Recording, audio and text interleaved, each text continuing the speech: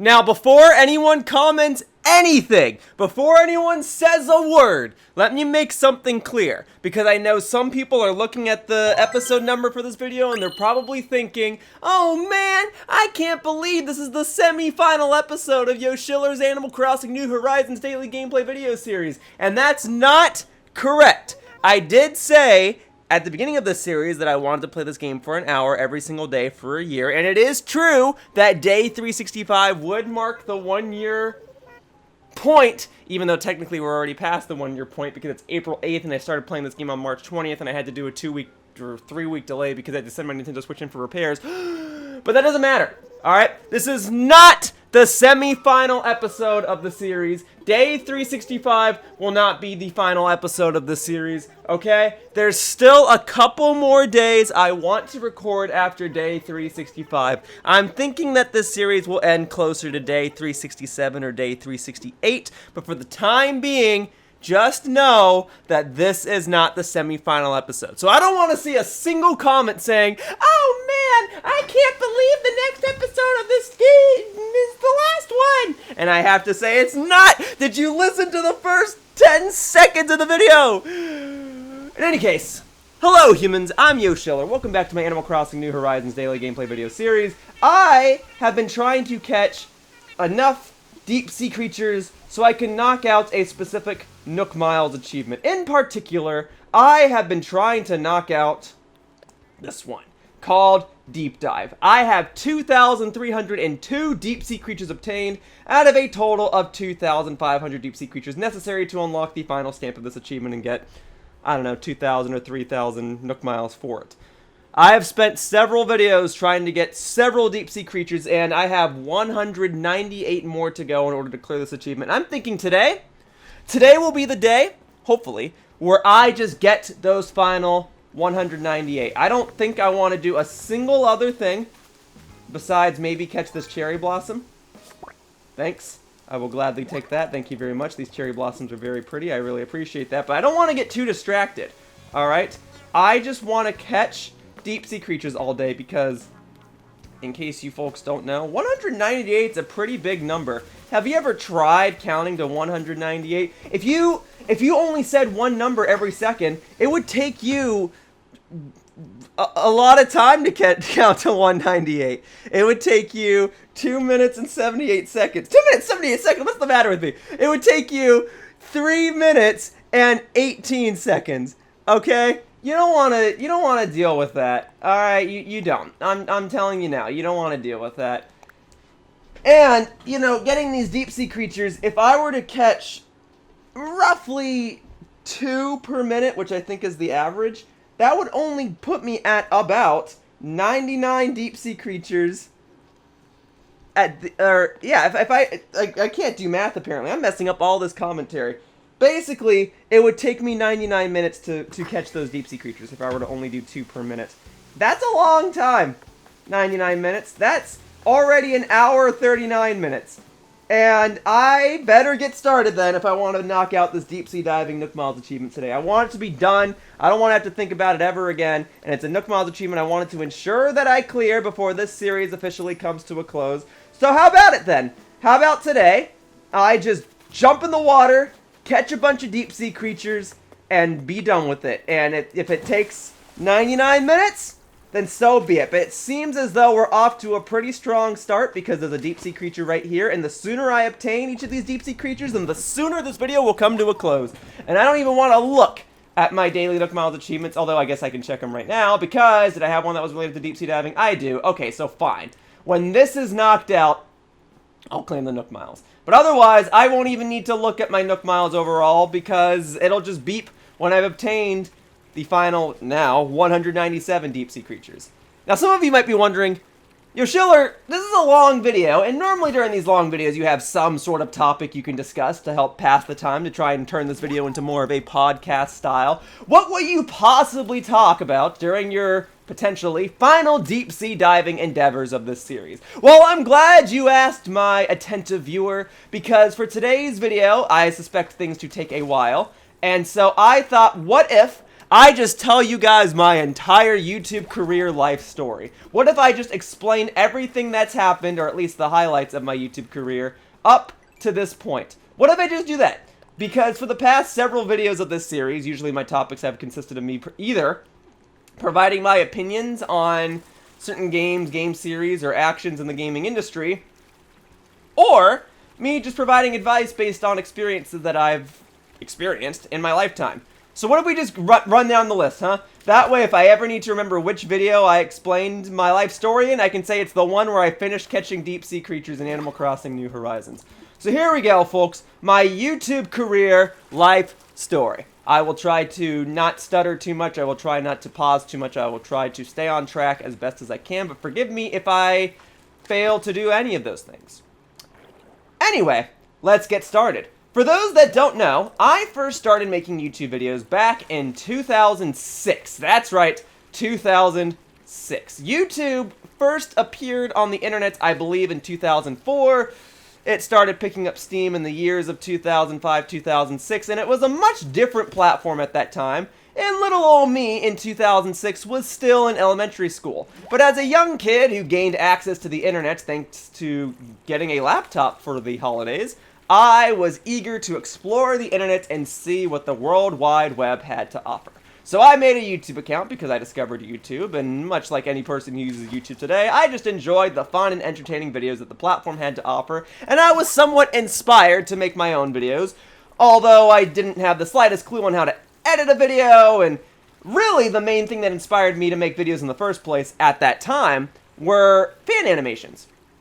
Yeah, you went on the internet back in the day, and a lot of people liked making parodies of video games, especially of Super Mario Brothers and Sonic the Hedgehog.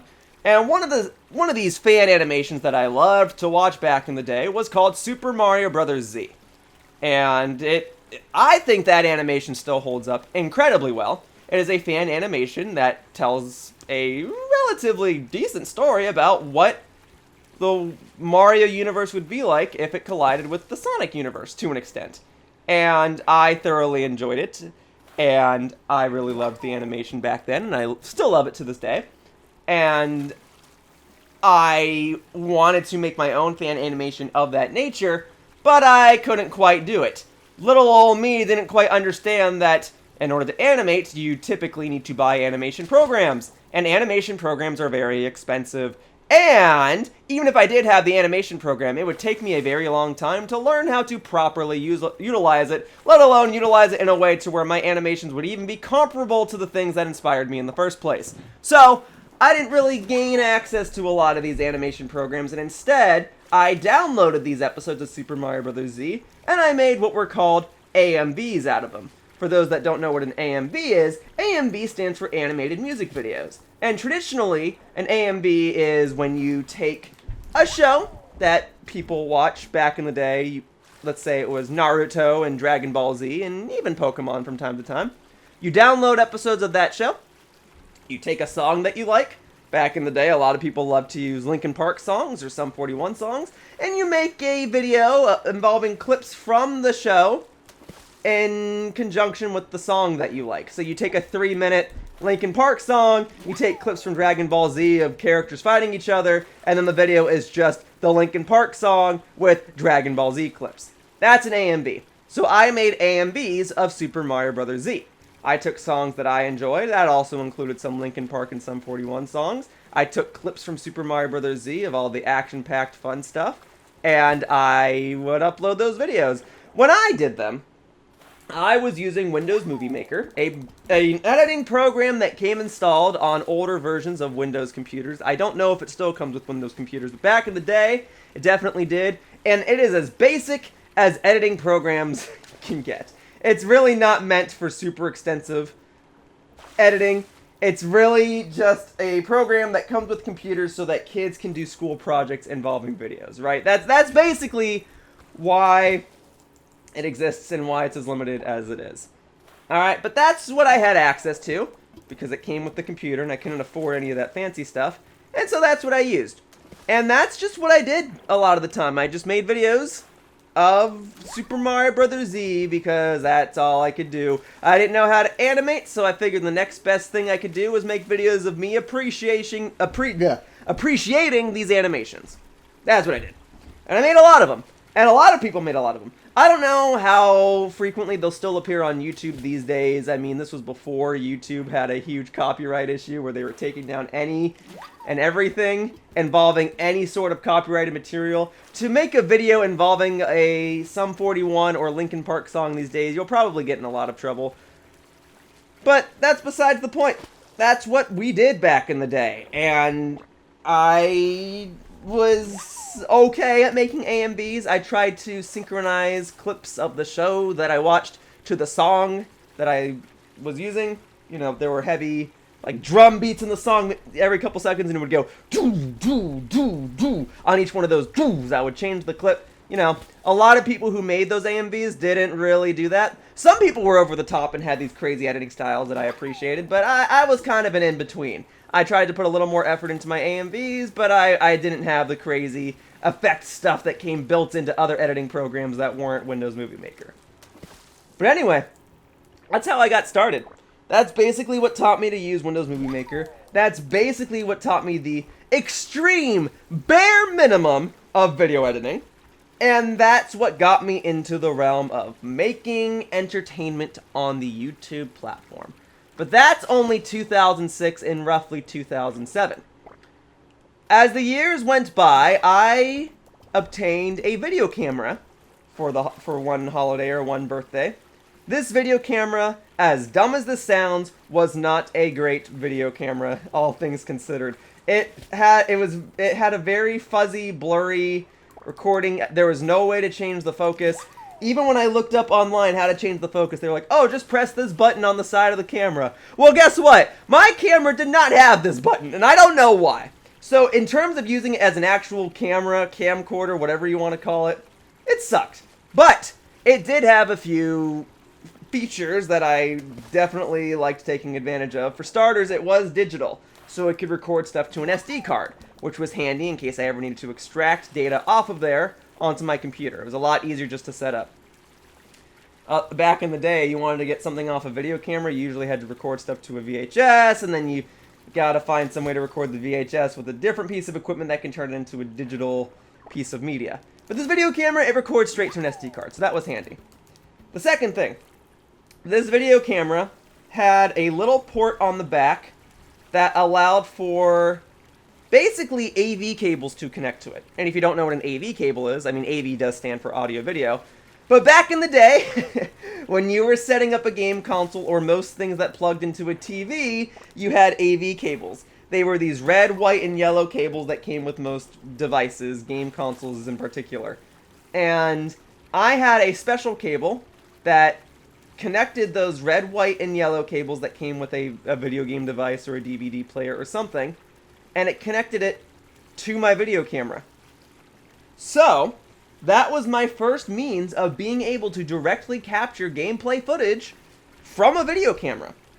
And to me, that was surreal back in the day, because in 2006, 2007, having direct capture from a video game, like you're seeing now, or it's super common, back in those days, that was such a rarity. Most people who wanted to record a video game, traditionally, either pointed their video camera at a television screen or computer, or I guess I'll just have to say it, they used an emulator, and they recorded it off their computers.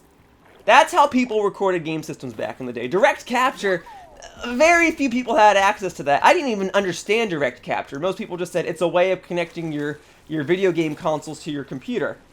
And I was like, oh, okay. So I'd go to Best Buy or some electronics store and I'd say, hi, I want to connect my game console to my computer. And they'd go, oh, okay. And they try to sell me these 50 different cables and boxes and whatever. But really, the term we really were looking for back in the day was I needed something called a capture card.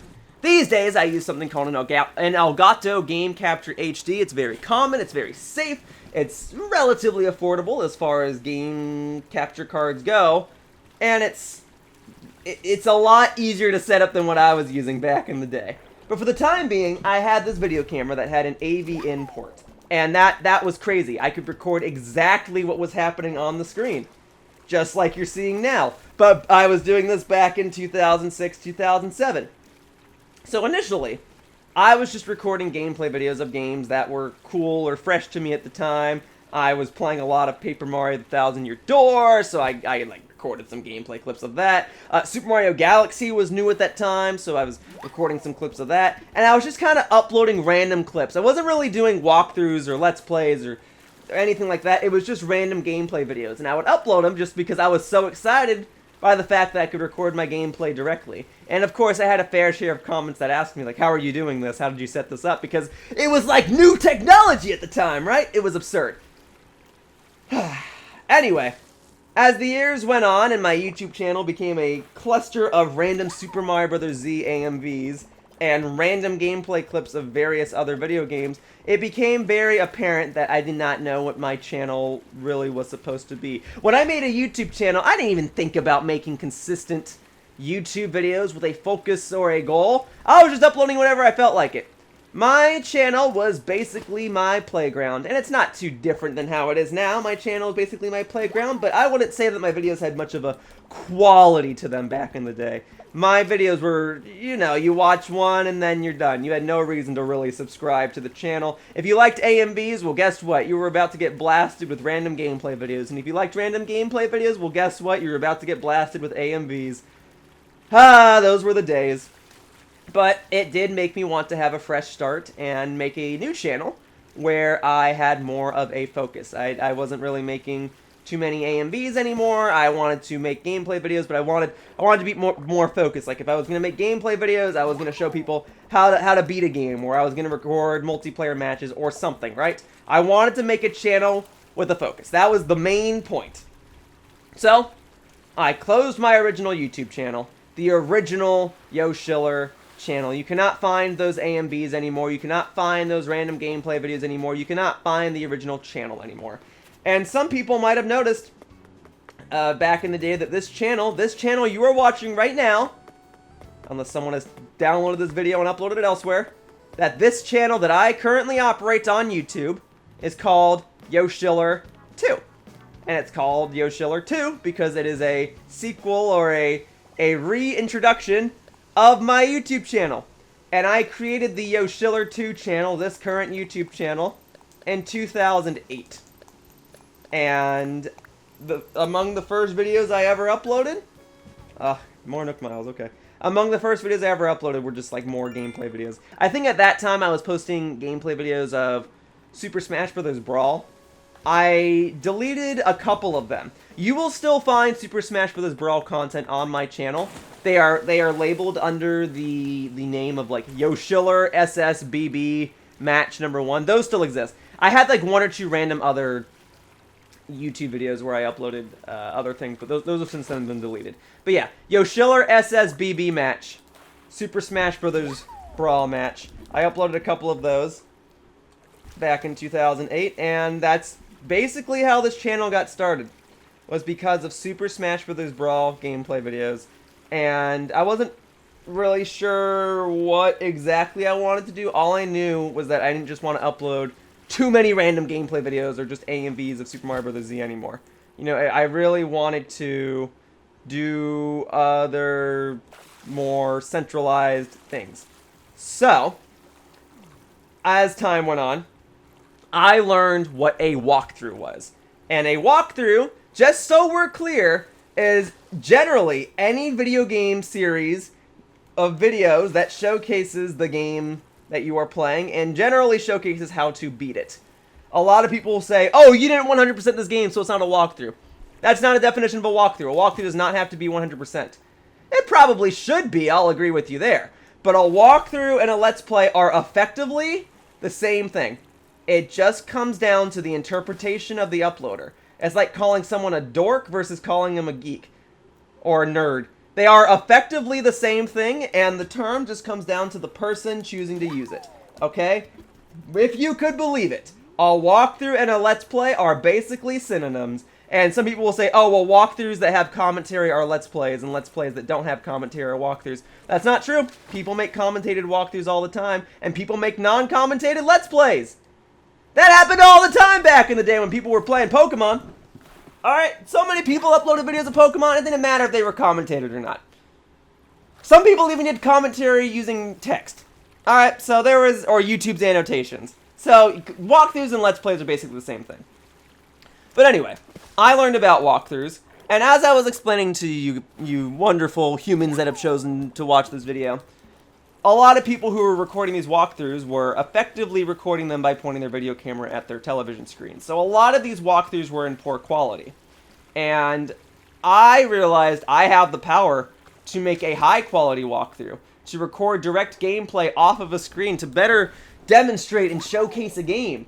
And I wanted to make walkthroughs. I wanted to, I want to go back and play Sonic Adventure 2 and just record my experience with the game in high quality. I want to go back and play all sorts of games and just record the gameplay and upload it. That sounds easy.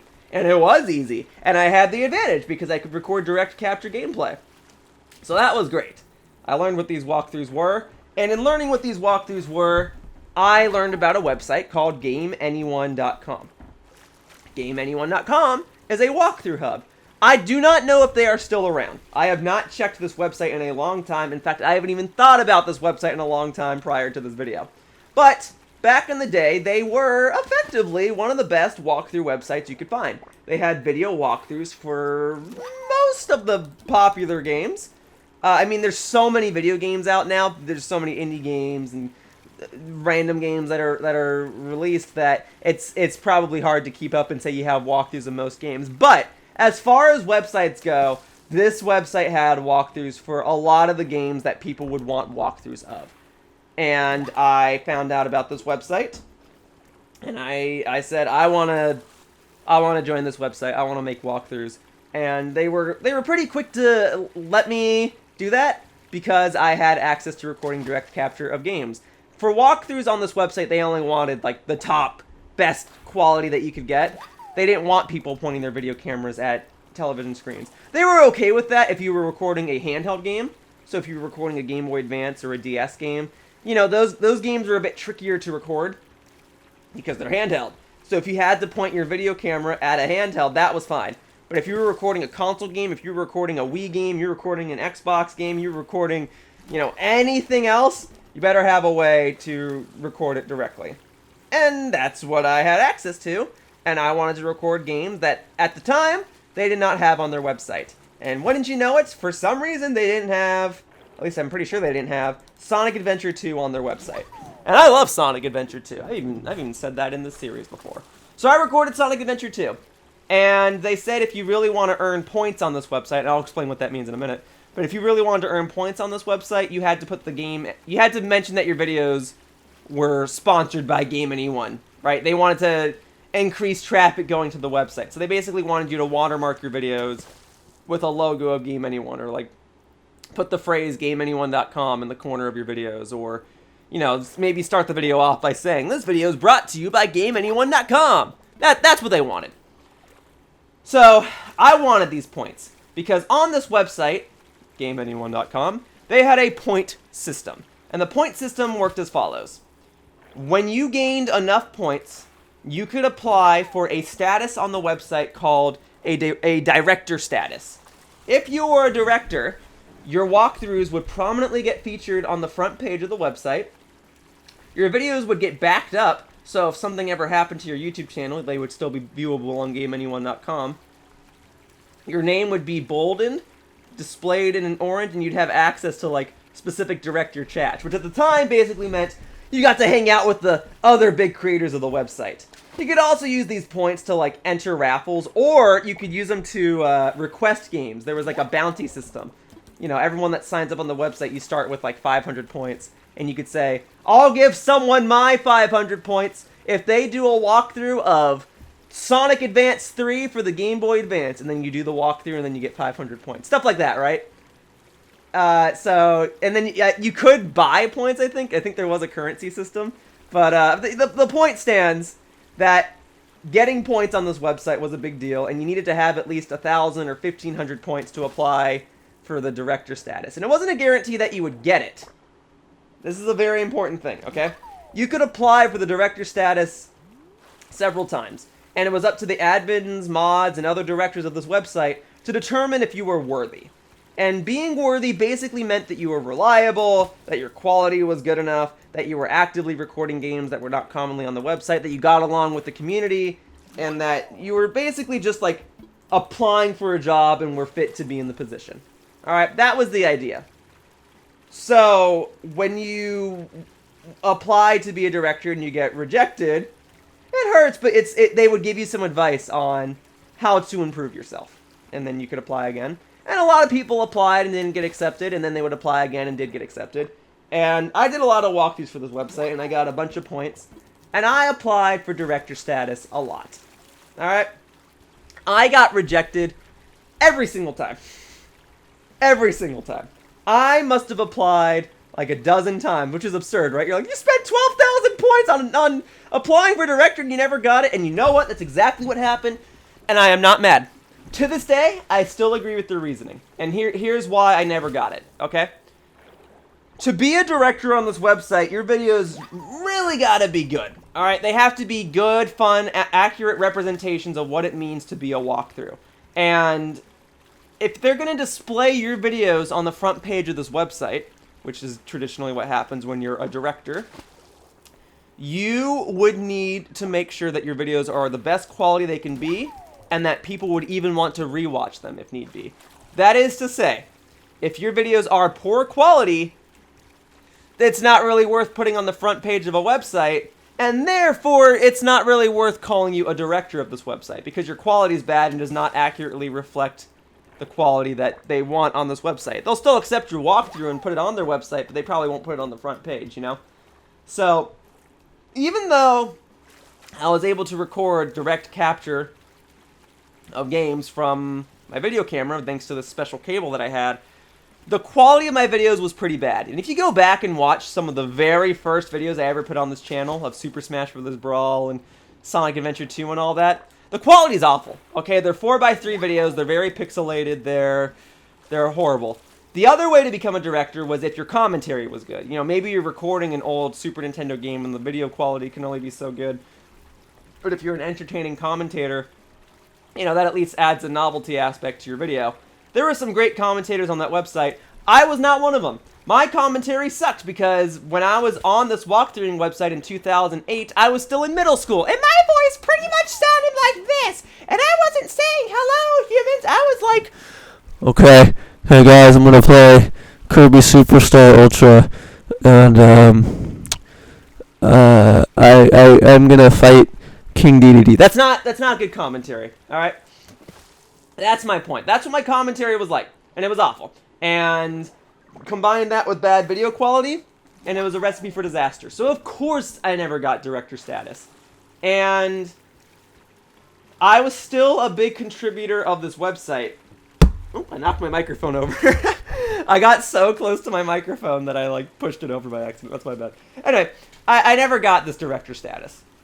But I was such a big contributor of this website that it did pose a minor problem for Game Anyone. They said, Yoshiller contributes a lot. This dude's contributed literal dozens of walkthroughs for our website, and he's not a director.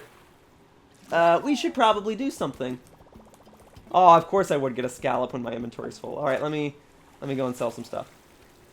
So, I was on this website for a long time, and I don't know that I don't know that anyone was, like, against me. I don't think there was anyone out there who was like, I don't want Yoshiller to be a director. He's evil. It wasn't like that. It was just, no, he's not. He does not accurately represent the quality we want in a walkthrough. He should not be a director. You know, I think someone even said something positive about that. He was like, oh, what was his name? A-Star? No, Akon Trophus? I don't know. I don't remember his name. His name started with an A and it ended with the third. And he was a director on this website. And I don't know that I ever spoke directly to him. I just remember he was a big contributor of this website. And I remember there was like a forum thread or something where someone was talking about what makes a good director. And he used me as an example of someone who's like, you know what? People should aspire to be like Yoshiller. Yoshiller's been rejected a dozen times, and he has not once had his spirit broken from all of this. He continues to strive anyway. He's still a great contributor to this website, and you know, if anything, like, if more people were like him, we'd probably have more directors on this website. I don't remember the exact comment. I might be paraphrasing it a lot and putting more generous words into his mouth, but I remember the comment was very kind. It meant a lot to me, and I guess it meant a lot to the other members of the website, too. Because at some point after I'd been making walkthroughs for this website for a long time, and mind you, I was making walkthroughs for this website for like 2 or 3 years. The most popular series on my channel are my new Super Mario Bros. Wii videos. A lot of people still comment on my videos saying, "Yo, Yoshiller, I remember you. You played New Super Mario Bros. Wii back in the day." And if you know that, then you would know that my new Super Mario Bros. Wii videos, in the top corner of the videos, say GameAnyone.com on them, because I was still making walkthroughs for that website. Anyway, I'd been doing this for years. I had contributed literal dozens of walkthroughs, and I, at the very least, was a somewhat respected member of this website. Okay? So, Game Anyone created something called the apprentice status. It wasn't quite a director, but it was above a regular member. All it really meant was that your name was highlighted in white, so your name stood out among other people who were chatting, and your videos would occasionally get posted on the front page. Now, I did have a fair share of walkthroughs get posted on the front page. I remember I recorded Sonic Unleashed for the Wii when that first came out, and that got posted on the front page. And then there were like 1 or 2 other random games I recorded without commentary, like Pocket Bomberman, that got posted on the front page. Random Game Boy game. But you know, there were like 2 or 3 other members who were also apprentices. And that was great. It was like, cool, so you're the next best thing to a director or something of that nature, right? You're an apprentice. Like, you've done enough to have a higher status than other people on the website, but you just don't fit the guidelines to be a director. And I was like, all right, I'll take that. So that was great. And I continued to make walkthroughs for this website. Then the next chapter started. The next chapter was a YouTube channel started to roll around, and it was called Ninbuzz. Ninbuzz at the time was advertised to be this great big Nintendo-focused YouTube channel that would incorporate all of the top Nintendo creators into one big collaborative platform. And I was a Nintendo creator, and I like to think that I was pretty popular at the time. I was by no means anywhere close to the most popular channel on YouTube, but like, people were actively watching my stuff, and I was an apprentice on Game Anyone, so I was like, I want to be part of Ninbuzz. I've got stuff I can contribute. And mind you, even though I was doing walkthroughs for Game Anyone for a long time, as time went on, I was doing a fair share of random videos just for myself, too. I was doing, like, Mario Kart Wii videos and stuff of that nature. So I was like, great, what if I, like, do the random videos for Ninbuzz and then I do the walkthroughs for Game Anyone? That sounds awesome. So I didn't really know how to apply for Ninbuzz because at the time, when the channel first appeared onto YouTube, there wasn't really an application process. They were reaching out to these YouTube channels and asking them to join. Now, I don't really remember all of the channels that were initially part of Ninbuzz, but what I do remember is that one of the first channels asked was the biggest Mario Kart Wii channel at the time, Mr. Bean 35,000 VR. If you do not know who this guy is, don't worry too much. All you gotta know is that he's a great member of the Mario Kart Wii community. I'm happy to say that he is a friend of mine, and I am happy to say that he is one of my inspirations on making Mario Kart videos. He's great. He definitely deserves to be part of the Ninbuzz channel. Of course, I was jealous. I was like, he gets to be part of it. Well, yeah, of course he gets to be part of it. He's one of the top Mario Kart Wii channels. I'm just some random guy that does walkthroughs. But cool, I guess. Anyway, all these other Nintendo channels got contacted, and they were doing videos for Ninbuzz. The guy in charge of Ninbuzz, his name was Joe. And he, one day, asked if anybody had access to a YouTube, or to a gaming capture card, if anyone had a way to record high-quality gameplay of something. And I said, I do. And then he played Super Smash Bros. Brawl with me. We did a video together, and that went up on Ninbuzz. It's like one of their first videos. It was weird. I was not a member of Ninbuzz, but I was in one of their first videos. Anyway, a couple of months later, at this point, we're in the year 2012 or so. Right as YouTube channels are starting to become monetizable, right as people are starting to make money for their YouTube videos, Joe kind of reveals that his YouTube channel is being used as a place for people to earn money off of their YouTube videos. Those that are in affiliation with Ninbuzz, those that put their videos on Ninbuzz can earn revenue for the videos that they create. And there's all the more reason for me to be jealous of the people that were on Ninbuzz. But as luck would have it, a few months after the launch of Ninbuzz, a few months after my video on that channel went up, he reached out to me and said, "Hey, do you want to be a member of Ninbuzz?" And that, at the time, was like a dream come true. I said I would love to be part of Ninbuzz. I was so excited. I contributed a couple of different random miscellaneous videos on Ninbuzz because a lot of people had dedicated series that went on Ninbuzz. Some people were doing like Let's Plays of Super Mario World. I think Mr. Bean, all of his non-Mario Kart Wii stuff went on Ninbuzz. And I just, you know, did hodgepodge stuff on there. I uploaded videos of, like, Kirby Superstars Arena. I uploaded Mario Kart Wii videos. I, at the time, if I may just brag about this, was the second most popular creator on Ninbuzz. My videos consistently performed well. These Mario Kart Wii videos, these random gameplay videos of other games. I was crushing it, okay? It was awesome. Then, Kirby's Epic Yarn comes out. You guys remember that game? I believe that came out... When did that come out? Hang on a second. Did that come out in 2010, 2011? I think so. Maybe I have my years messed up. Maybe we're not in 2012 just yet. Maybe we're still in, like, 2010. But the point is, he's still offering to pay people for the YouTube videos that that they make. The point still stands, though. Kirby's Epic Yarn comes out. My friend Ian, whom you might know from my popular New Super Mario Bros. Wii walkthrough, he played it with me. We uploaded like 7 or 8 videos to that channel. One video was just us messing with the customization features in that game. You get like access to your own room where you can unlock stuff, and we just spent an entire video messing with it. To us, it was funny, and to the audience, it was funny.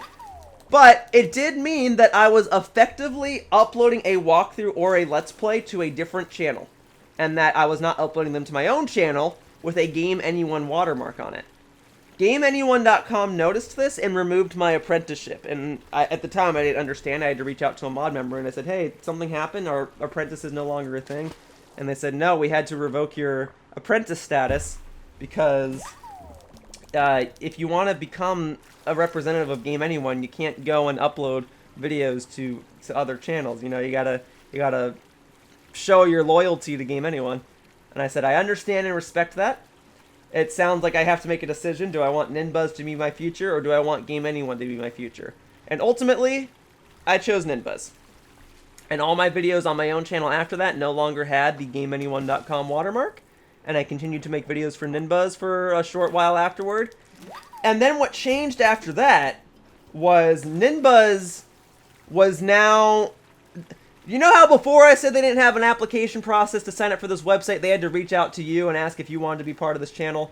They did that for a little longer, and then they just had an application process. And we're just letting anyone submit their videos to Ninbuzz. And I guess that's a good thing, but it rubbed me the wrong way. Because I had viewed Ninbuzz as this culmination of the top Nintendo creators, right? I was so happy that I got to become part of the channel, but I was happy because I felt like I earned it. Like I did something to stand out above the rest. But if people are just gonna, you know, submit an application and just get accepted that way, it didn't feel the same. The novelty factor of being part of this channel didn't mean anything to me anymore. So a few other creators and I did leave Ninbuzz, and as time would go on, Ninbuzz would no longer be the channel it once was. I think another YouTube channel, I think his name was Red Falcon Games, I think he just bought Ninbuzz and then just made it his secondary channel. And Ninbuzz kind of dropped off from my history too. And then from there, I wasn't part of Game Anyone, and I wasn't part of Ninbuzz. I was a lone wolf, just doing a bunch of videos for my own channel, just doing whatever I so pleased. And that was a lot of stuff. I was doing walkthroughs of whatever games I felt like, trying to commentate, trying to get better at commentary. And I was doing random gameplay videos still of Mario Kart Wii and a bunch of other multiplayer games. And then I came up with the idea that I should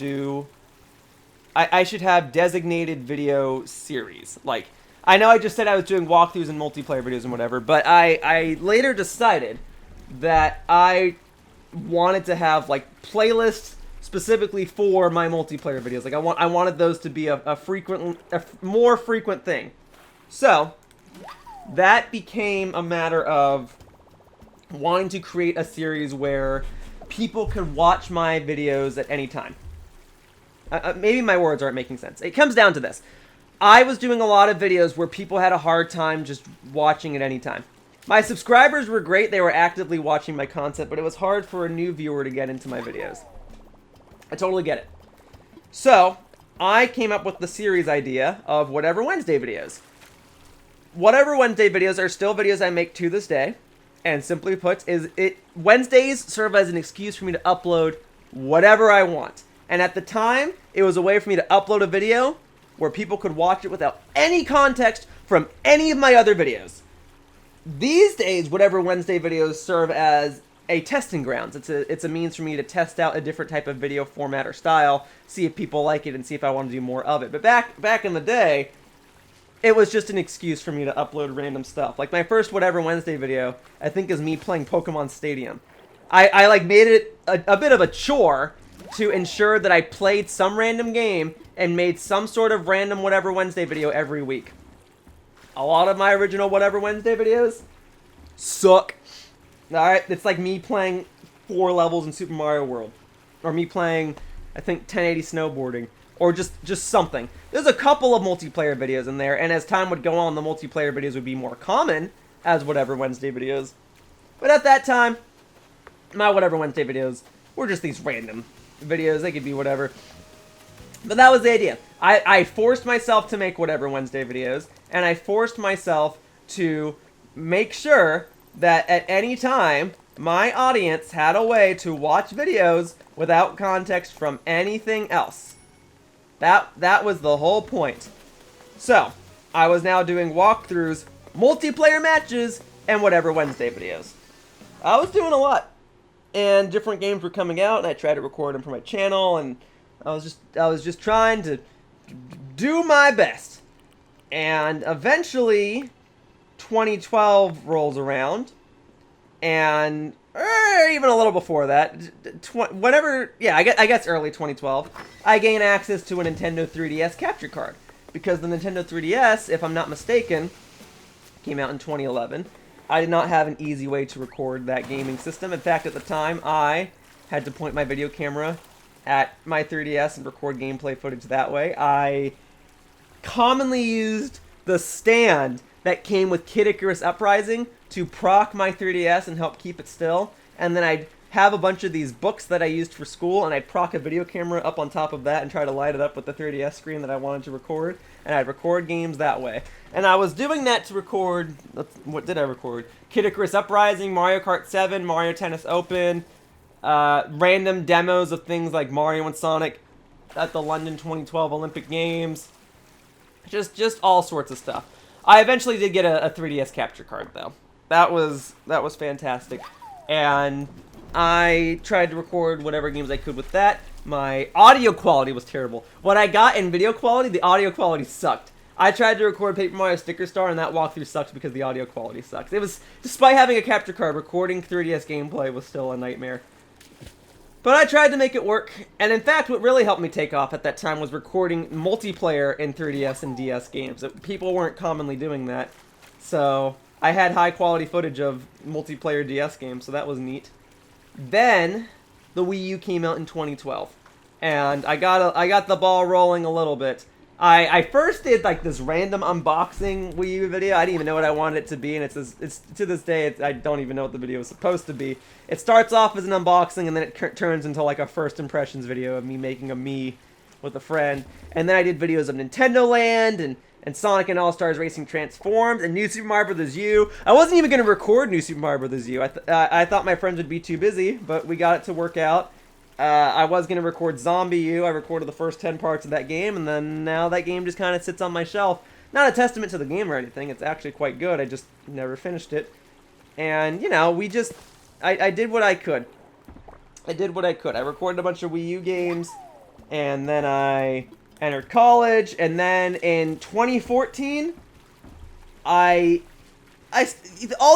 the years, I'm still recording different games. I recorded, like, Yoshi's New Island. I recorded, Sonic Lost World for the 3DS. Terrible walkthroughs. Don't watch them. But I was doing what I could. I wasn't recording too many console games because I was in college and I didn't take my consoles with me.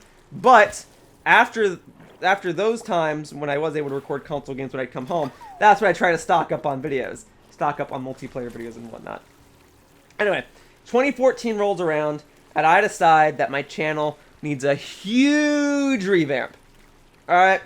I wasn't really taking advantage of custom thumbnails. Well, now I'm going to take advantage of custom thumbnails. And my videos are going to have these little flags in the corner that indicate what part number it is. And to this day, I still use that exact format. You go back and look at my walkthrough of Sonic Rush that I posted in 2020. It still has a relatively similar thumbnail layout to my first set of videos that used this new thumbnail layout, which was Kirby Superstar Ultra Redux back in 2014.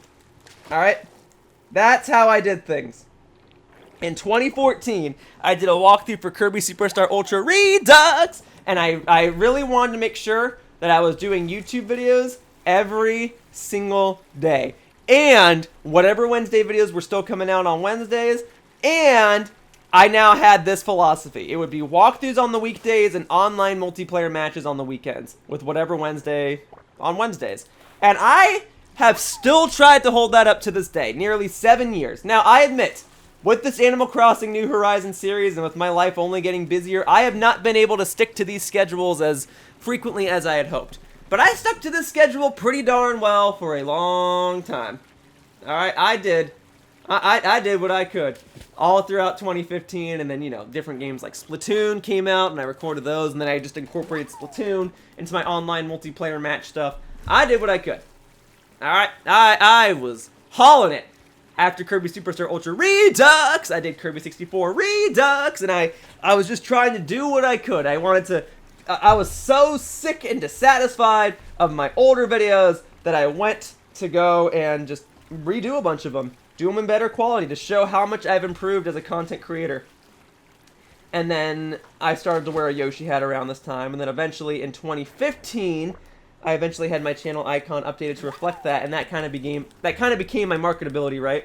I started to become known as the guy with the Yoshi hat, and I just kept trying to do whatever YouTube videos I could. Me having the Yoshi hat definitely helped my branding. Me doing these daily videos definitely helped my consistency. Me doing, you know, walkthroughs on weekdays, online multiplayer matches on the weekends allowed me to fulfill all sorts of different variety content. What did he give me, by the way? He gave me a pearl. That's fine. And I do want to check. I said I wouldn't check until it was done, because I would know when it's done. But how am I doing? Oh my god! I still have to get 107 more? Oh my god, I'm still telling my life story. Alright, let me get 7 more, and then let me take a mini break. Alright, I try not to take a break in these Animal Crossing New Horizons videos. I figured that's a weird thing to do. But you know what? I think I need a break. So yeah, we get to 2015. I'm playing Splatoon. I'm doing multiplayer matches a lot more frequently, doing what I can to try and do videos every day, trying to keep up with the trends. DLC coming to Super Smash Bros. DLC coming to Splatoon. DLC that came to Mario Kart 8, you know, that came out. And I was trying to do it all. I was trying to do it all, and I was doing okay. And then in 2016, I would later work for Gerard the Completionist. That was toward the end of the year. And around when I started working for him is when my daily content on my own YouTube channel started to slow down. Not his fault. It's just my fault. You know, I was going to basically a 9-to-5 job every day, devoting all my time to that. Doing daily content on top of that was just, it was too much. And that's kind of the same position I'm in now. I'm editing for all these other creators, and my videos are getting longer and more ambitious that it's hard to do it every day. But once Animal Crossing New Horizons ends, I would love to try and go back into daily content. In fact, the goal was just to have Animal Crossing New Horizons come out on top of that. You know, it's just going to be 2 videos a day. I was still going to try to do walkthroughs on weekdays, online multiplayer matches on the weekends, and then Animal Crossing would just come out every day in addition to that. But that hasn't really been the case. It started off that way. You know, when Animal Crossing first came out, for like the first month or 2, I had that drive to do it. And I just couldn't keep up. I just kept falling behind. But again, once this series is over, I would love to get into the routine of like walkthroughs on weekdays, whatever Wednesday videos, just frequently, even if it does go back to me just playing random games or whatever. I want to do that. But I also still edit for other YouTubers too. And again, the videos I'm making are taking longer to make. And I've tried to speed up the process as best as I can. You know, I have a newer computer now that exports videos more frequently. I've gotten better at like the speed at which I edit certain videos. These Animal Crossing videos do not take long to edit. Let me be clear with that, okay? These are easy. I don't have edits on them, but you know, if I want to do an editorial type video, that takes time. Or my online multiplayer match videos, those are pretty quick too, but I sometimes I gotta skim through them and cut out stuff that doesn't matter as much to me, you know? Or if I want to do friend sessions, and I generally almost always want to do friend sessions, it's hard to set those up. It was hard to set them up with Animal Crossing too. It was easier to set them up in Animal Crossing than it was with other games, but it's a process. It's not as straightforward as it always seems, and although I have some friends that might always be willing to play all the time, I try to mix it up and not just have the same 3 or 4 people appear in my videos all the time, you know? My friends Charles, Emma, and Jughead appeared in Picanjo, and I have a group of friends that appeared in this series all the time. But, you know, I still tried to mix it up so it wasn't just them all the time. You know, there was also Cody Davies from Zelda Universe, and I had other guests appear in 1 or 2 videos, like Abdallah and Nintendo Fangirl and Boundary Break and stuff, right? It's all just fun. So I want to make sure that I'm mixing up my videos as much as possible while also making them as frequently as possible. And that's a struggle. To do things all the time and to keep things fresh, it's tough. But that's basically where I'm at now, and that all comes down to me wanting to do daily videos ever since 2014, and then me struggling to do so ever since 2016. But I guess I'm not necessarily done telling the life story, am I?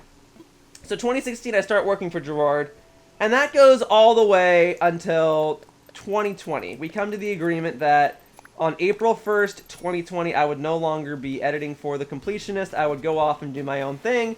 No hard feelings. I just felt as though opportunities were passing me by, and I wanted to try and go and experience them. Now, we made this agreement in January or February of 2020. We did not know that the COVID-19 pandemic was going to happen and that everything was going to shut down. So it's very unfortunate timing on my part. On the flip side, though, I knew that I wanted to essentially become a freelance editor, stay at home, work on my own stuff. So, with or without the pandemic, I was going to be at home editing a lot of stuff anyway, and I was going to be playing Animal Crossing all the time anyway. So there are some cases where the pandemic technically assisted my career, but I think it's still more of a hindrance than a benefit because the big parts of my careers are still traveling, going to conventions, networking, and pursuing new opportunities. And I can't do that if there are no new opportunities, no places to network, no events to attend. So that's a big hindrance. Anyway, though, so starting in 2020, I started doing my own thing. I tried to get back into daily content. That started with me catching up on a bunch of old videos I had yet to post. I had like a bunch of Pokemon Baton matches I still wanted to post, and then I tried to do a walkthrough of Sonic Rush, and I mean, I did it. And then I was doing daily Animal Crossing videos, and at least the daily Animal Crossing videos allowed me to stimulate my channel. It allowed me to supplement it with content while I could work on other things. Even if I couldn't fulfill my daily grind with other videos, I at least had Animal Crossing going out every day. Nowadays, it's kind of ironic because I've fallen behind on Animal Crossing, but still, I still made it a point to make sure that I recorded it every day, and if a video came out a day or two late, that was fine. It usually didn't. Usually between the time I recorded an Animal Crossing video and when I uploaded it, when the series first began, was about 6 hours. I'd start recording at 10, I'd record for an hour, so that would end at 11, and then by the time I throw it into Premiere, export it, and then upload it, and then have it finished processing on YouTube, it would be about 5 p.m. Or no, it would be about 4 p.m. be about 4 p.m. if I'm trying to do my math right, because I said I started recording at 10. Yeah, so it'd be about 4 p.m. So I'd stop recording at 11, give or take a few minutes, throw it into Premiere, export, it would take about an hour, give or take a few minutes, and now it's like noon, upload it, that takes an hour or two, and then it processes. Yeah, so 6 hours between the recording time and the uploading time for an hour-long video with not the best internet. I'll take that. I was living in an apartment when this series first began. I don't live in the apartment anymore.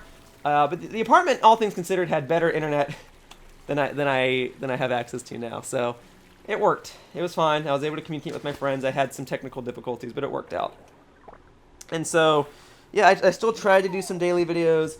I used to have a reserve of whatever Wednesday videos. I don't quite have that reserve anymore. I have like 1 or 2 videos I could upload at any time, but I want to create more whatever Wednesday videos so I can have more of a backlog so I can upload them more consistently. So we'll see how that goes. And then I would love to, you know, have a reserve of online multiplayer matches too. I'd love to have a bunch of Mario Kart and Splatoon and Road to Sakurai videos I could upload. But I gotta make those first. I pretty much exhausted my Pokemon Bata reserve. I had a bunch of them, but then the issue I have with having a reserve of videos is that sometimes you're so behind. Like, things change and you want to catch up, and you want to be relevant. Because if I have a reserve of Mario Kart 8 videos, let's say, and Nintendo announces that there's DLC coming out in a week, and my reserve of videos is from like 2 or 3 months ago, well, then it's like, shoot, by the time I finally start uploading the DLC content in Mario Kart 8, I'm 2 or 3 months late. So now I gotta power upload that content. So I gotta be careful. I just gotta think about how far in reserve I want things to go. If I want to power upload other stuff, it depends. Pokemon Bata was interesting. The rule set of that game constantly changes. What was important to me was showcasing the DLC content as soon as possible. But I think the DLC content in that game is done. We have the Gen 4 remakes coming out, so I don't need a reserve. Or I can get a reserve in Pokemon now and not have to worry about new updates coming along that'll mess me up. So I think we'll see. But all this to say, that is the basics of my YouTube life story. That's the main overview, you know. And let me get this one deep sea creature back here real quickly, and then I will check again to see my progress. And then I don't know how much longer this is gonna take. This might take another hour. This is taking too long. Oh man. Normally this would be time for me to end today's video, but I want to finish this today. I don't want this to go into tomorrow. All right. How am I doing? We're at okay, so 90 more deep sea creatures. Great. I'm gonna pause real quickly. I'm gonna take a break, and then I will be right back. Whoosh! Alright, let's continue. So I gave you the general sense of the career path of my YouTube career up to this point. I guess what I should do is I should kind of go on the opposite end of that, because obviously I glanced over a lot of details, such as my convention-going experiences and how I actually grew to become the Yoshiller that you all know and watch today. So, the first big gaming event I attended was technically E3 2012. And when I first attended E3 2012, I was not of age, and I technically was not even under my own identity. That isn't to say that I used a fake ID, because I technically didn't. I just went in under someone else's permission. Like, someone brought me in with them. So technically I wasn't supposed to be at E3 2012. But I went. It was fun. But the big event that really boomed my YouTube career and my being Yoshiller was probably E3 2014. That was the year where Super Smash Bros. For Nintendo 3DS and Super Smash Bros. For Wii U were the main games of Nintendo's show floor. And that was the year where I got featured on like 3 or 4 different news stations and collaborated with a bunch of Nintendo creators while I attended the event. Now, there was the novelty of attending E3 because I attended it initially when it was a more privatized event. I went in 2012, 2013, 2014, 2015, and 2016 before it became open to the public. Back in the day, the main point of going to E3 was because it was such an exclusive event. So when you were part of it, you felt like you earned it. You might notice this repeating pattern in me and my history. You know, working for Ninbuzz, trying to become a director on Game Anyone, all that. I like to be part of these exclusive clubs. And when these exclusive clubs don't become exclusive anymore, I mean, I get it. It's opportunities for other people, but I just no longer become interested. So I went to E3 in 2014, and that was the first E3 where I wore my Yoshi hat. And I got featured on KTLA News. I got featured in B-roll footage for Conan O'Brien. I got interviewed for some other station that I don't even know where the footage is. A lot of people used footage of me, and that is A-okay with me. I think wearing the Yoshi hat made myself a lot more approachable. And then I basically got a double whammy, because after I went to E3 2014 in June, a couple months later I went to PAX Prime 2014 on Labor Day weekend, August going into September, where they also had Super Smash Bros. For 3DS and for Wii U, where I collaborated and affiliated with a bunch of creators, where I was interviewed a couple of times. I appeared on a Nintendo video, right? Like, I did a bunch of stuff. That was the double whammy. I've stated several times, and even in this series, how important conventions are to me, and it was those two that really helped my career take off. So, from there, I later attended MagFest 2015, which is not a bad event. I just don't think I experienced it the way I was supposed to. MagFest takes place, I believe the hotel is called the Gaylord Hotel. Well, I didn't stay in the Gaylord Hotel. I stayed in a faraway hotel, so anytime I wanted to go to MagFest, I had to take an Uber or a Lyft ride over there. And the problem with that is that MagFest is supposed to be this 24-hour party, right? There's supposed to be something you can do at any time. I didn't get to take advantage of that. I had to stay in another hotel for two different reasons, I think. One, I didn't have enough money to book a closer hotel, and two, when the rooms were available and were available for cheap, I didn't book them yet because I didn't even know if I was going to MagFest. But ultimately, I went to MagFest. Did not have the greatest time. That's okay, because a few months after MagFest, at the beginning of 2015, I went to PAX East in 2015, and that was another event that changed my life. My first time attending the event, I was able to get a media pass, and I was able to enter the show floor an hour before everyone else. And I used that opportunity to go to Nintendo's booth, where they once again featured me in a video, and I was so flattered. And that was like 1 week after I started, or no, that was the week of. Okay. Guys, in case you don't know, I write for this website called GoNintendo.com, alright? It's a great Nintendo news website. I've been writing for them since 2015. The first week I ever wrote for them was the week of PAX East. I applied to write for them. They got back to me, or the guy in charge of the website got back to me, Kevin Cassidy, and he said, "Alright, hey, let's give you a trial run. What days are you available?" And I said, "This is probably a bad look, but I'm not available most days because I'm going to PAX East." So he was like, "Alright, we'll start you off tomorrow then, so you can do it before you go to PAX East." And I was like, "Okay, great!" And I wrote for the website, and then I went to PAX East, and I had a freaking awesome time. Alright? I went there, that was my first time going to PAX East, like I said, and everyone I saw there, I don't know, they just like seemed so happy to see me. The Nintendo staff members, the other content creators that I get to hang out with. Oh, I skipped over, oh my goodness, I skipped over a really major event. We'll get to that in a moment. Okay, PAX East was awesome. I loved it. I did a vlog of it. One of the best events I ever attended. Okay? I skipped over a major one. I've told this story several times. Before I went... Okay, so between E3 2014 and PAX Prime 2014, there were two other things I did. Alright? I went to Comic-Con 2014, or rather, I went to Nintendo's section of Comic-Con, which is in the Marriott Hotel that's adjacent to the convention center. And then I competed there.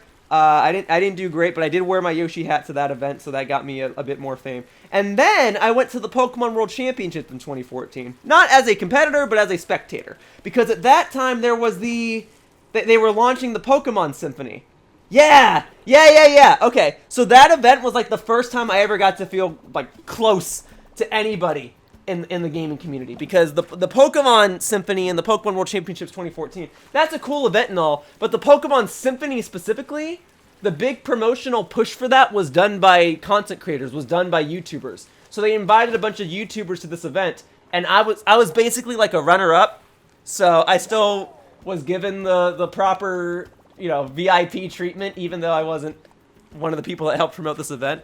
I guess they were like VIPs, and then there were VVIPs. I still was treated awesome. I loved it. I almost didn't go to that event. Okay, the reason I almost didn't go to that event was because I was still in college at the time, and I already made my plans to go to PAX Prime 2014 you know, just like a month after this event. Or I think it was shorter than that. I think it was like a week or two after this event. So I was really crunched. I like, it would basically be, if I wanted to go to the Pokemon World Championships, which was in Washington, D.C. at the time, I would do that event, and then a week or two later, I would go to PAX Prime, and then that's in Seattle, and then a day or two after that, I go back to college. So it didn't seem practical for me to go to the Pokemon World Championship. So I really, really had to be convinced to go to this event. It's like, you know, I don't know if I want to do that. And you know what? I'm so glad I did, because the Pokemon World Championships was the first time I got to see a lot of these people. You know, I got to hang out with Maryland and Cephazon and Chugga Conroy and Rogers Base and who else was there? The J-Wits and just Glitch X City, Koban Hermani, Giancarlo Paramango 11, what was her name? Lugia Dialga. Just all these awesome people, and we have this group photo with Junichi Masuda, the guy in charge of Pokemon these days, and such a fantastic event, such a life-changing event. Very, very great stuff.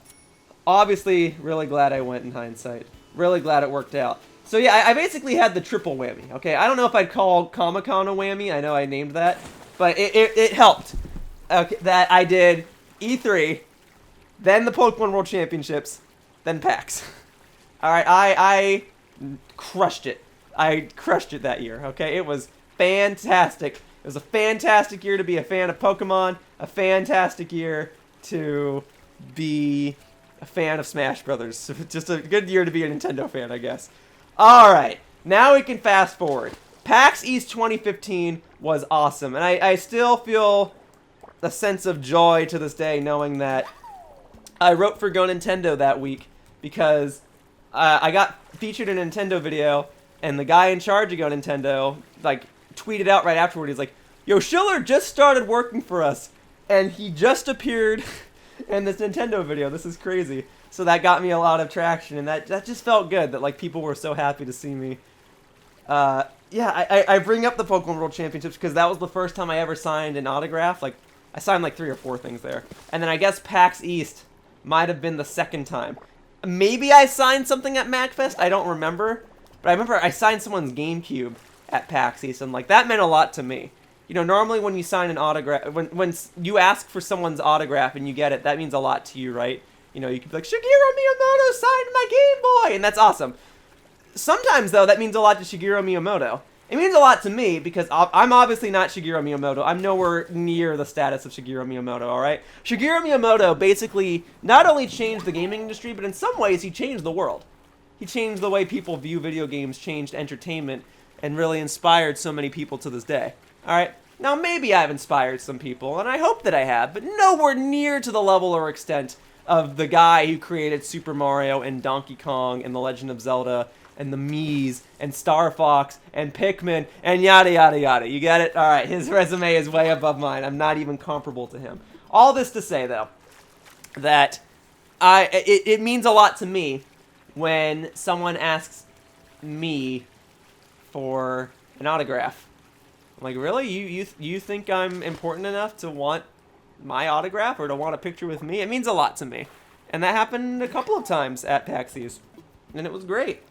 And I am so glad that I went. I got to meet a lot of people at PAX East. I got to really just do a lot of fantastic stuff. And then I went to E3 2015.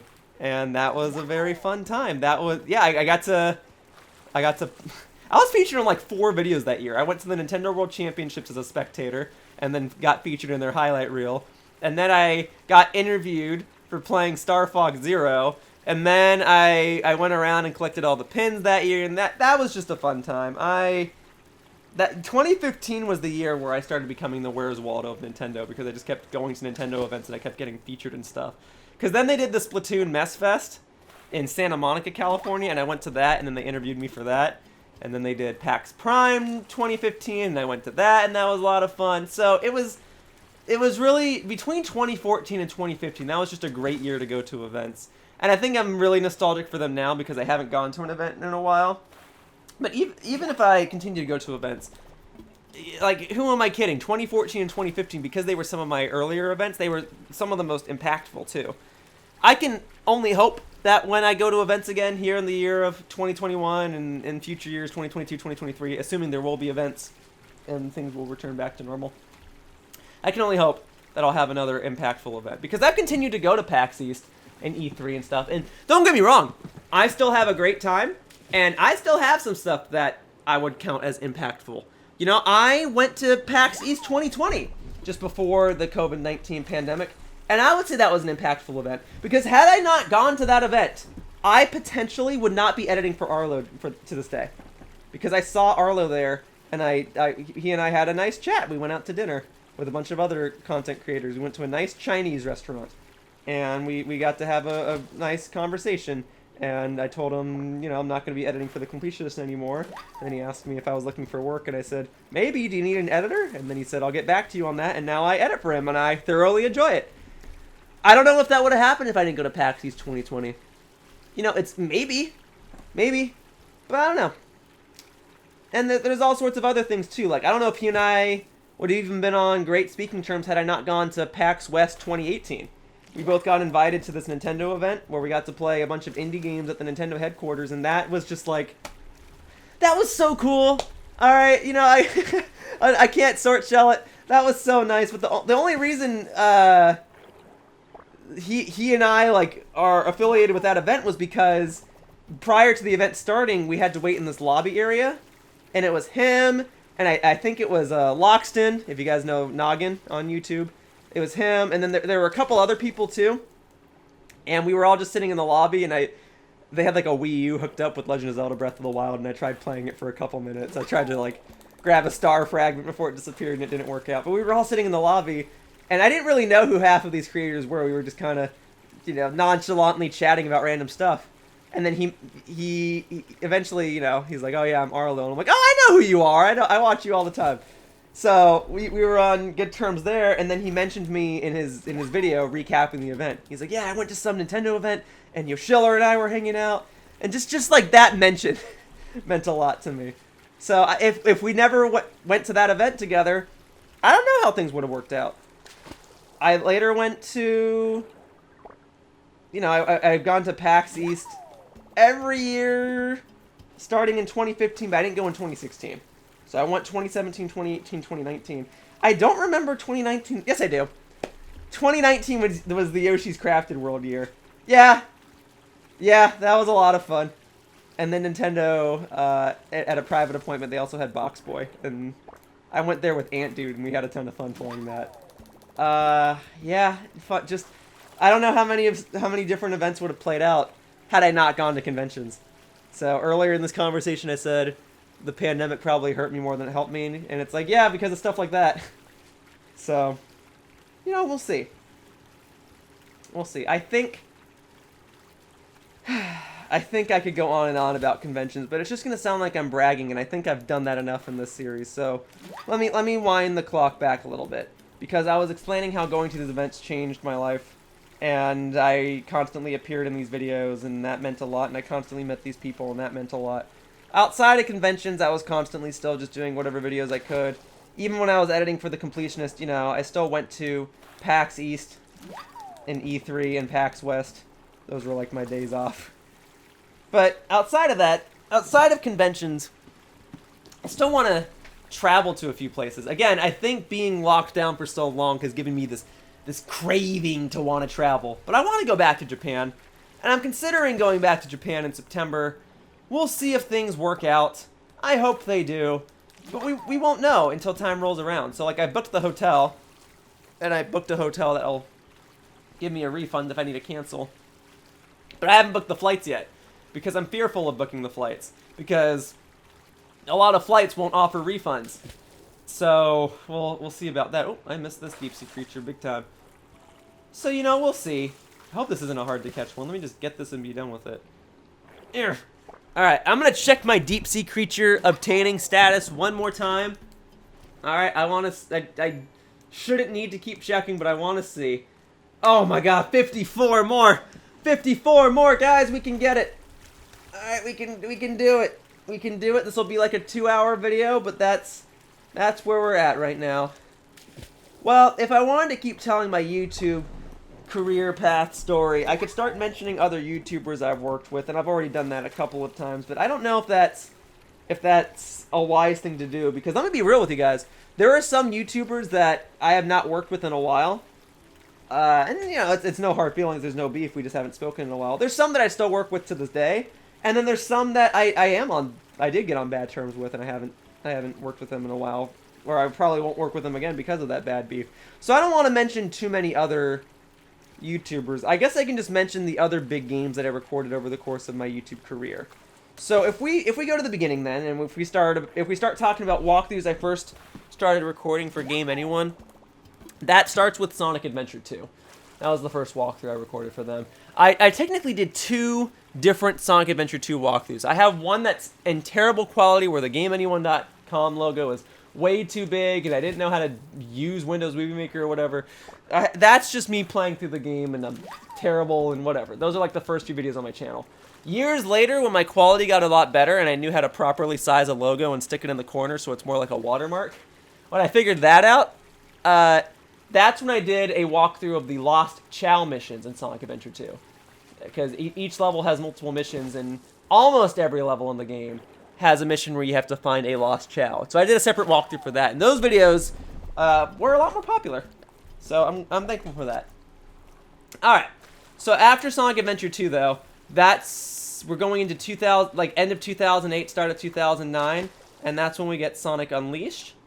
And then that was a new Sonic game at the time. I recorded the Wii version, and that was fairly popular. My walkthrough was not great, but I did what I could. So that was the next game. Then I tried to experiment with anything I could. I tried like 3 different walkthroughs at the same time. Each one was different. I had a terrible quality, terribly commentated walkthrough for Kirby Superstar Ultra that I later went on to redo, but I did it. And then I had a non-commentated walkthrough of Pokemon Fire Red. And that was also not great because I didn't, like grind or anything like that. I was still learning how to, like, properly play a Pokemon game. I play Pokemon games for my own leisure, right? But to record it for someone else, you have a lot of people saying, you're under-leveled. You shouldn't be using this Pokemon, yada, yada, yada. I could do a much better Pokemon Fire Red walkthrough, but I don't want to. Because everyone's done walkthroughs of Fire Red. It's like the easiest Pokemon game to record now. Everyone's done it. So no thank you. And then I also uploaded gameplay videos of Rayman Raving Rabbids. That did not have the GameAnyone.com logo in the corner, and it did not have commentary. It was just straight up like 3-minute gameplay videos of each of the missions in the game. So I was posting all of those at the same time. It was Kirby Superstar Ultra with terrible commentary, Pokemon Fire Red in decent quality with no commentary, and then just Rayman Raving Rabbids gameplay clips.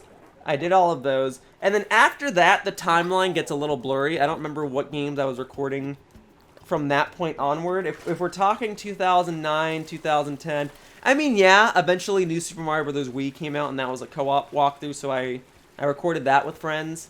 And then after New Super Mario Bros. Wii, I really just don't remember. There's a few other random games in there.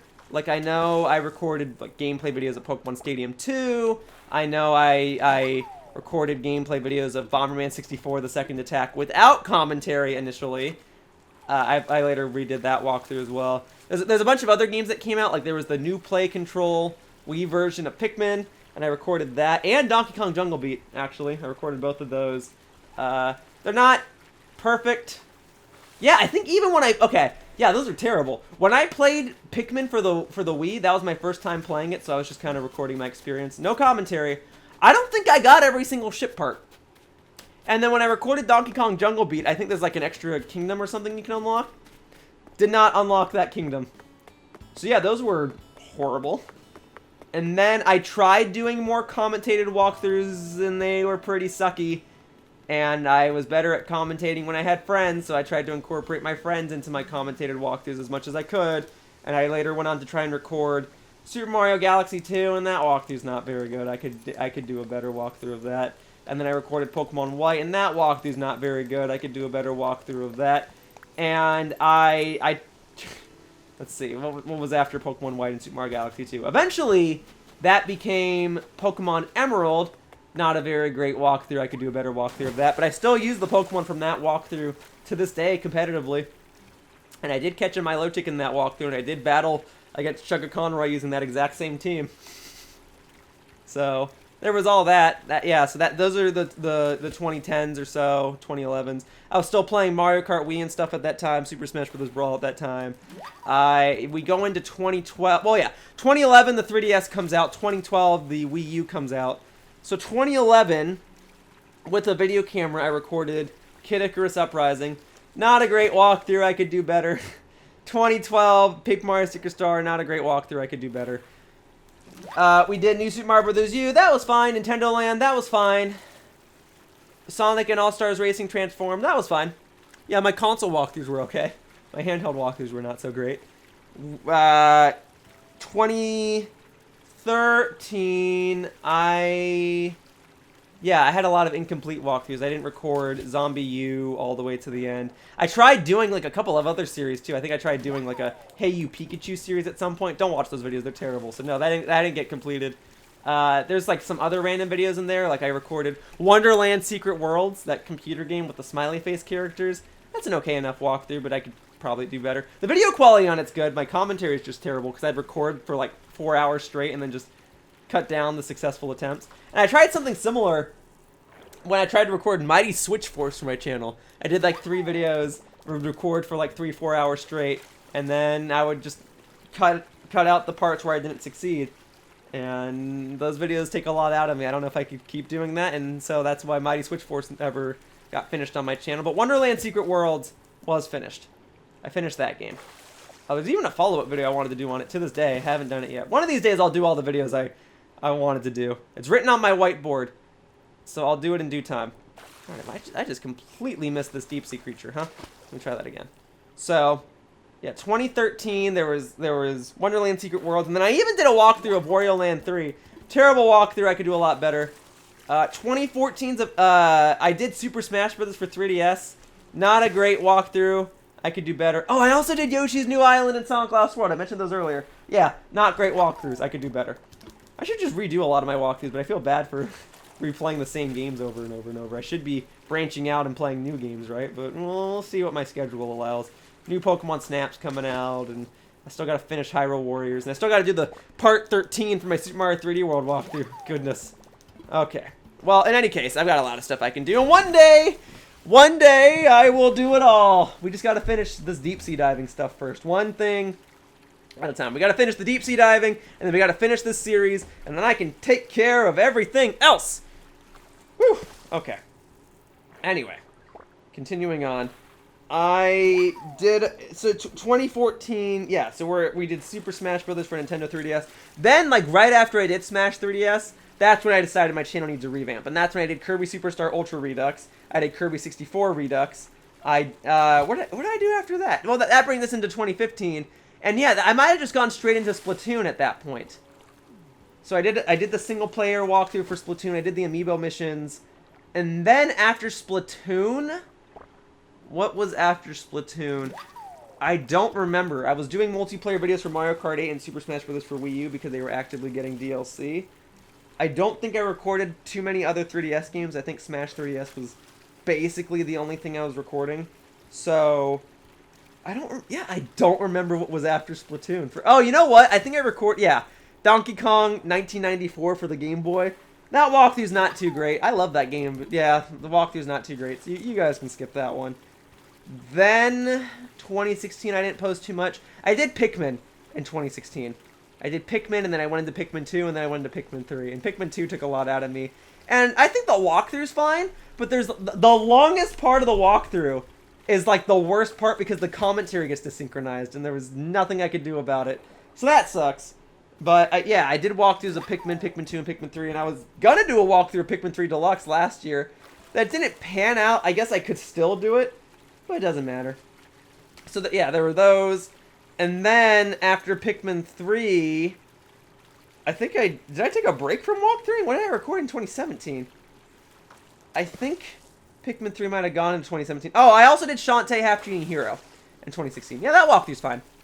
I'm okay with that one. That kind of helped me toward my modern day layout for walkthroughs, where I record myself playing a game initially for the first time, and then I do, and then I kind of do compilations of myself gathering all the collectibles and stuff. And I know what walkthrough I did in 2017. You want to know what walkthrough I did in 2017? It was a little game called The Legend of Zelda Breath of the Wild. And that took up my time all the way until 2019. Although in the midst of all that, I did do a quick Splatoon 2 walkthrough. Yeah, that's why I can't remember what I did in 2017, because all I did was play Legend of Zelda Breath of the Wild. Alright, I did move on. Yeah, my multiplayer series started coming to a close. I did move on to Mario Kart 8 Deluxe. I did move on to Splatoon 2. And I did, in 2018, you know, I moved on to Super Smash Bros. Ultimate. Yeah, okay. So in terms of walkthroughs, I did Legend of Zelda Breath of the Wild. And I think the walkthrough is fine. It's a mix of me playing the game blind and a mix of me trying to be professional and stuff. Obviously, the longer the walkthrough goes on, the worse it kind of gets. I think the DLC videos are fine. The DLC videos are everything after part 100. But man, you know, you watch parts like 30 to 70, and it's a mixed bag. You get some good reactions of me doing stuff like Eventide Island, and me doing the Guardian quests, and me discovering stuff, and all that. But at that time, by the time I got part 50 of the walkthrough out, people were already pros in that game, and they were saying, oh, you know, you could have done this side quest like this. Oh, you could have solved the shrine like this. And it was a nice experience, and I might still just record the sequel to Breath of the Wild whenever that comes out. If that's even gonna come out at this point.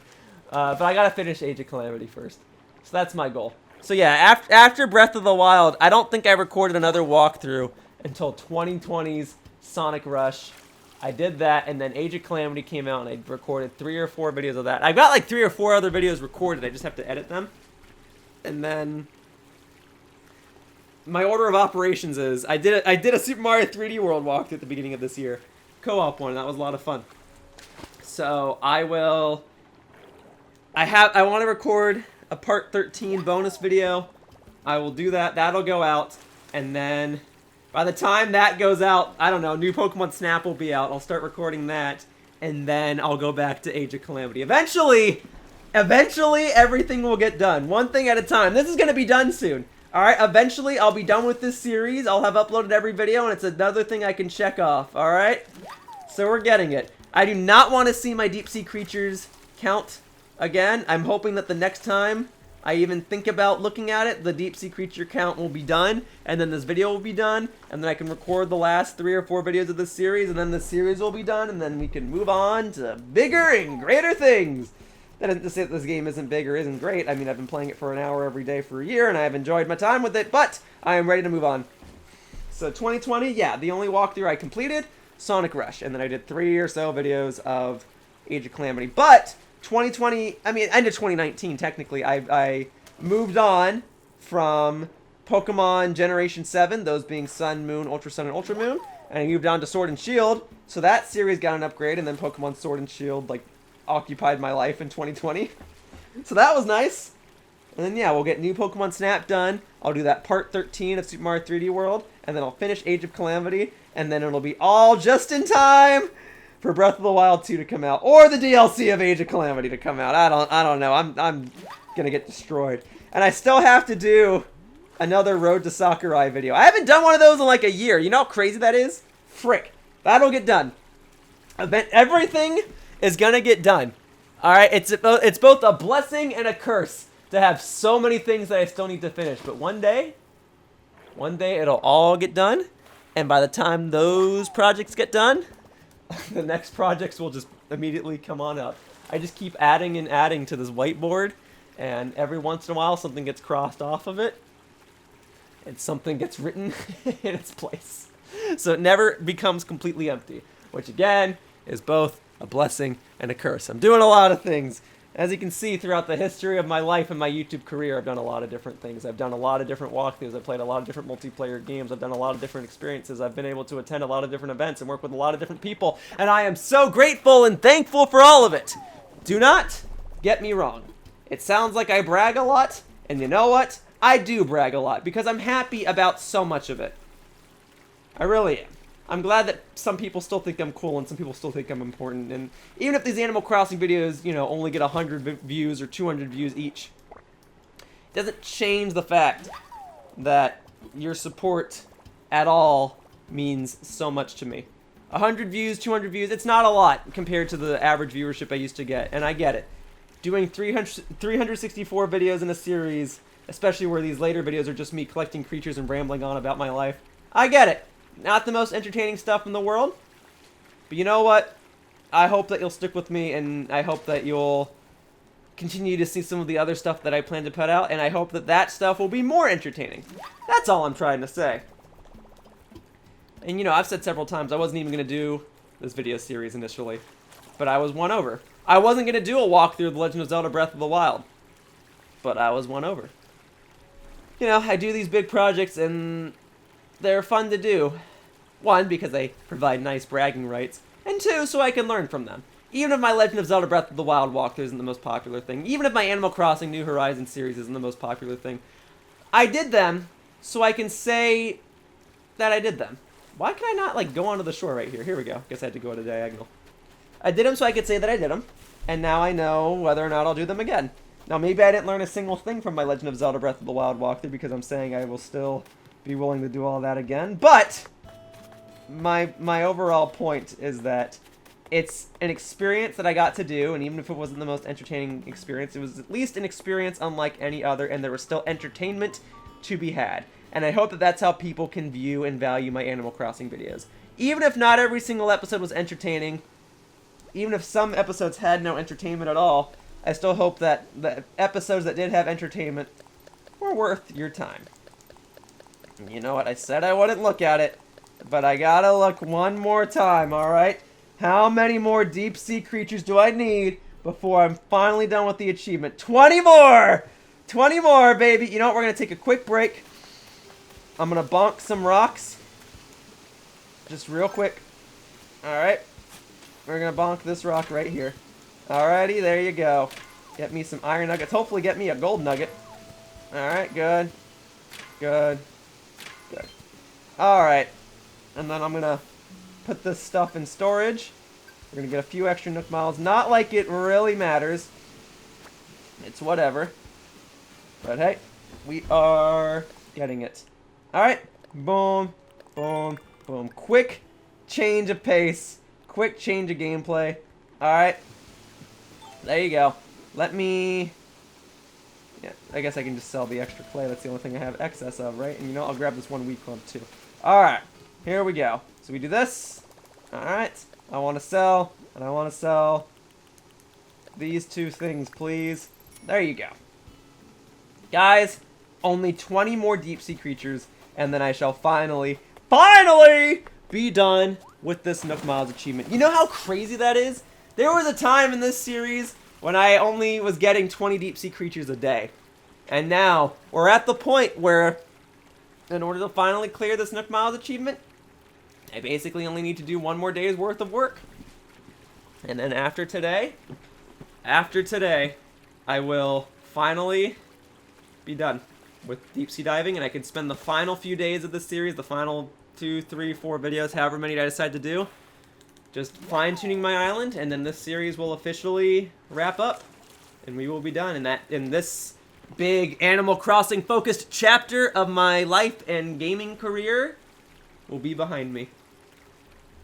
Interesting to think about. Interesting to think about. You know, because games like Legend of Zelda Breath of the Wild, that was a major point of my life for 2 years, but even I was like, what game did I record in 2017 again?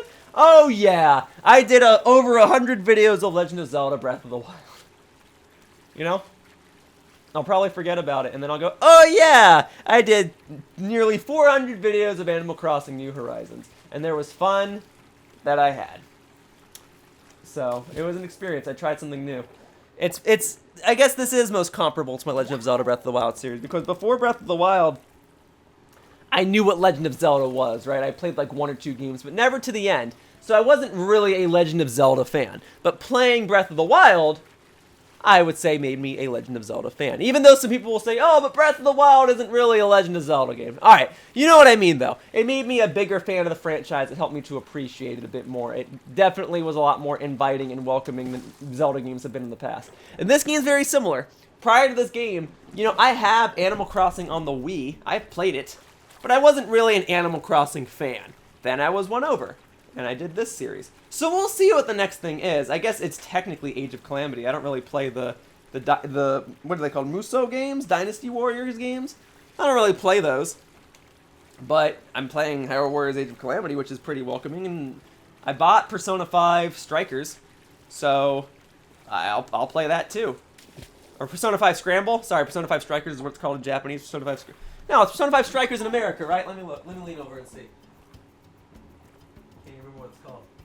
Persona 5 Strikers in America. Persona 5 Scramble in Japan. I was right. Well, I'll play that. I don't know if I'm going to record videos of it for my channel, but I have it, right? The Switch has been a great platform for me to try out these different games and try out different video series, and I've been enjoying it. But, you know, Legend of Zelda Breath of the Wild is just a chapter that's behind me now, and Animal Crossing will be a chapter that's behind me.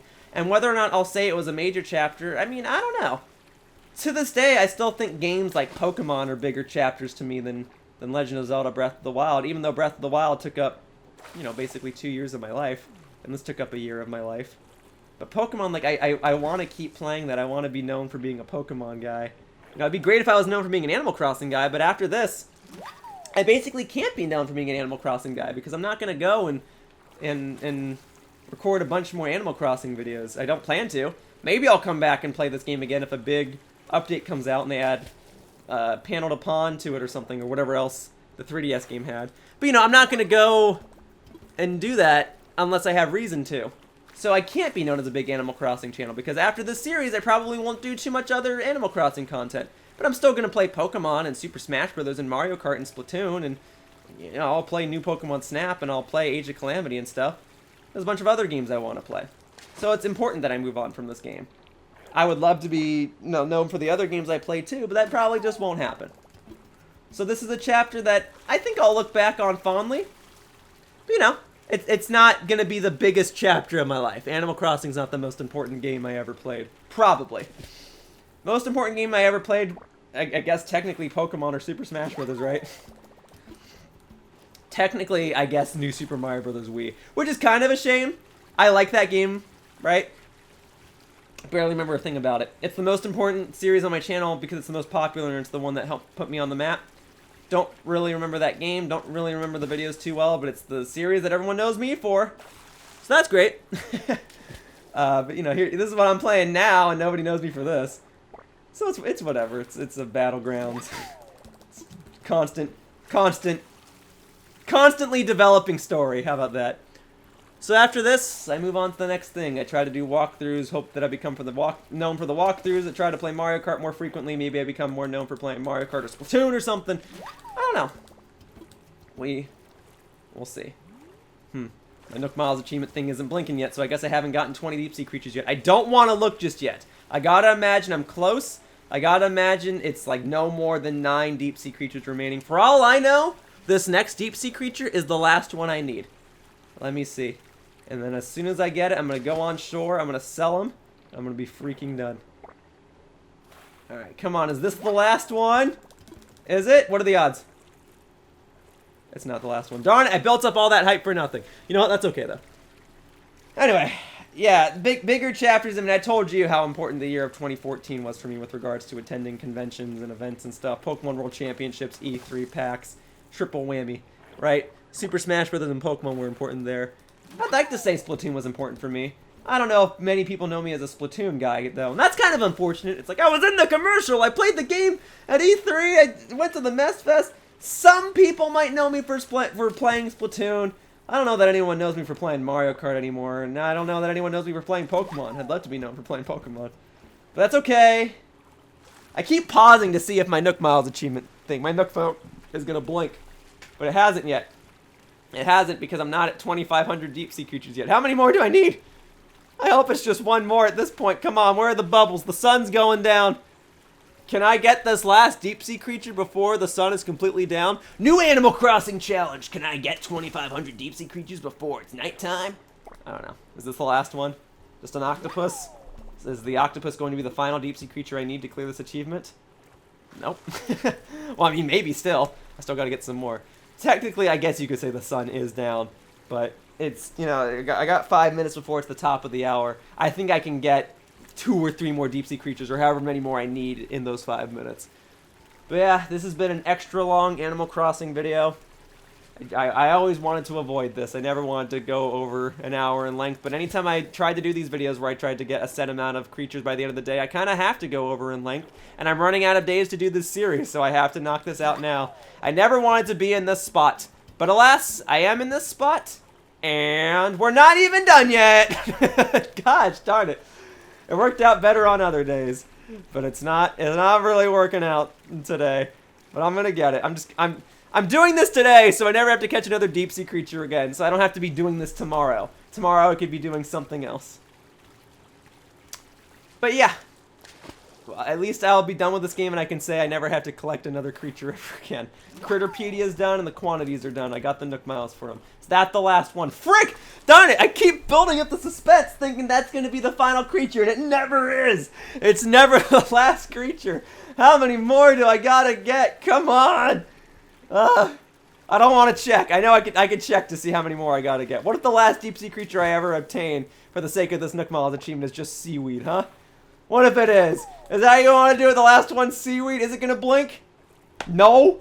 Darn it, I should have been counting. It was only supposed to be like 20 more. You're telling me during this whole time, during this whole mini rant, ramble, complaint thingamajig of me just stuttering words out of my mouth trying to come up with a conversation while I collect deep sea creatures that I haven't caught or obtained 20 deep sea creatures in that time? I thought I was doing 2 deep sea creatures a minute. Alright, I had to get 198 deep sea creatures at the beginning of this video or something like that. And I said if I got 2 deep sea creatures a minute, that would take 99 minutes. Well, hasn't it been 99 minutes? Has it been 1 hour and 39 minutes yet? Has it, Sea Star? Has it? Come on. Nope. Darn it, have I been getting less than 2 per minute? Probably. I know I took mini breaks to go and sell my deep sea creatures, but I think I was also slightly faster than 2 deep sea creatures a minute too. In any case, my best odds for finding another deep sea creature are to swim in a diagonal, although that's not as good if I hit the shore. But if I swim in a diagonal, it covers more ground, it gives me more opportunities to find bubbles, and wouldn't you know it, there's another set of bubbles right here. Is this the last deep sea creature? Is this deep sea creature 2500, this turbine shell that's totally turbular? It is! It's the last one! I did it! I knocked out the deep dive Nook Miles achievement. Give me that. Oh, deep sea monster, you're telling me. That took so long! But it's done. Folks, as of this video, as of this exact moment of time, whatever, I can't speak. As of this moment, I have now cleared the Angling for Perfection achievement, the You've Got the Bug achievement, and the Deep Dive achievement. Considering we're so close to the end of this series, I don't know if I'm going to knock out anymore. I don't know if I'm going to have time to knock out DIY furniture. I don't know if I'm going to have time to knock out DIY tools. Probably not tools, maybe furniture. And then, I don't know, yeah, so there's a couple achievements I won't be able to clear. But at least I was able to knock out one more before the series is over. So, what do you say then? I go on shore, I sell these deep sea creatures, I get some more bells, and then I end today's video. And then tomorrow, the day will start off, and Timmy and Tommy will call me from Nook's Cranny and say, hey, we've deposited 300,000 bells into your bank account. And I'll say, great. Thank you. Sahara, I'm sorry you are here and I did not engage with you. I just had to focus on deep sea creatures. I mean, look how long this video is! I did nothing but catch deep sea creatures today, and it took me like an hour and a half just to get to 200 of them. Or 198, whatever. But you know what? I did it. I did it. Let's sell these. Thank you. Alright. And boom, boom, boom, boom, boom, boom. Boom, boom, boom, boom, boom, boom. Boom, boom, boom, boom, boom, boom.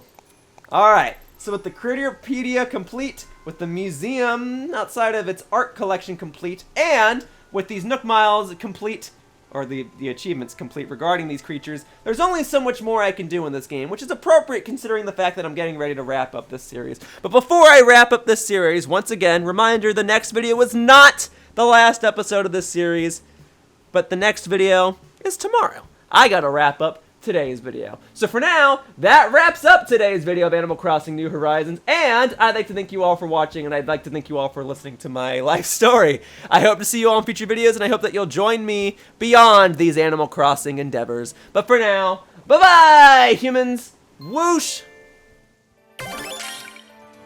Hey, thank you for watching my video. If you want to continue to support my content, the best thing you can do is like this video and subscribe to my channel. All you have to do is click the little buttons down below. Also, please be sure to follow me on Twitter to stay up to date with my video schedule. My tag is @RealYoshiller. I hope to see you all in future videos. Bye-bye! Whoosh!